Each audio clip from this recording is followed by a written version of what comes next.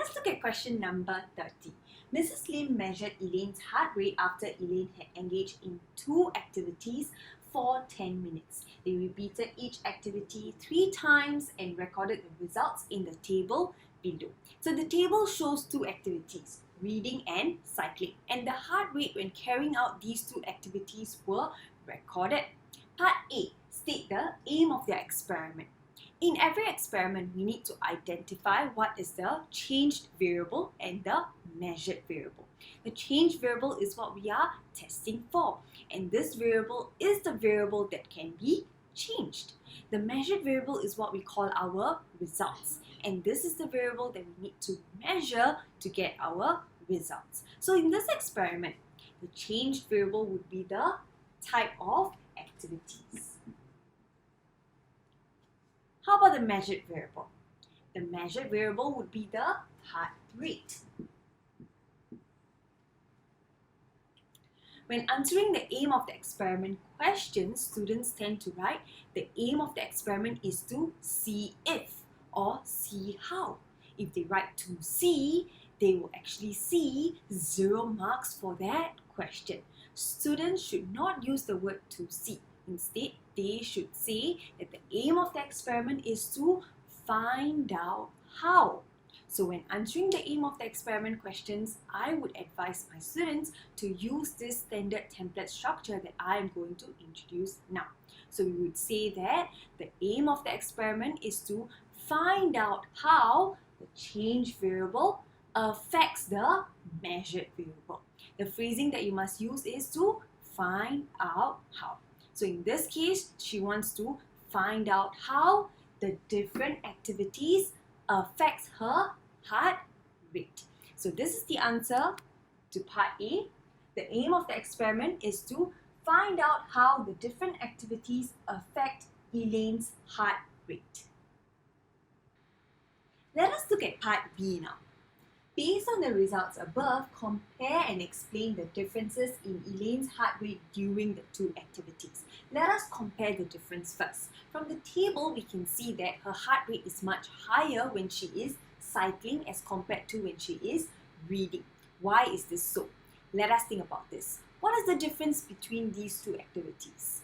When you are reading, you're just sitting down and your body does not require any additional amount of energy. It is similar to when you are resting or sleeping. However, when you are cycling, isn't it a more vigorous activity than just reading a book? A more vigorous activity means that your body would move much more actively. So does this mean your body requires the same amount of energy as when you're reading? No. It would definitely require more energy. So what is the process in our body that releases this energy? It would be respiration. So what are the conditions needed for respiration? There are 2 conditions. Number 1, oxygen, and number 2, digested food. So oxygen and digested food needs to be transported to all the different parts of the body for respiration to release energy. And how do they get transported? Oxygen and digested food would be transported to all parts of the body through the blood vessels. And which organ is the one that pumps blood to all parts of the body? It would be the heart. The heart pumps blood containing oxygen and digested food to all parts of the body, which is used in the process of respiration to release energy and carbon dioxide. However, as mentioned earlier, when we are doing a more vigorous activity like cycling, our body needs more energy. So what does our heart do? It pumps blood containing more oxygen and digested food faster through the blood vessels to all parts of the body, which are used in the process of respiration to release more energy and carbon dioxide at a faster rate. As our heart needs to pump faster, our heart rate would increase. So to answer this question, we need to state the difference first and then we explain the difference. So we state that Elaine's heart rate is faster when she is cycling as compared to when she is reading. And as mentioned earlier, we need to explain now. So when she's cycling, her body needs more energy. Thus, her heart rate increases to pump blood containing more oxygen and digested food faster to all parts of the body, which is used in the process of respiration to release more energy and carbon dioxide at a faster rate.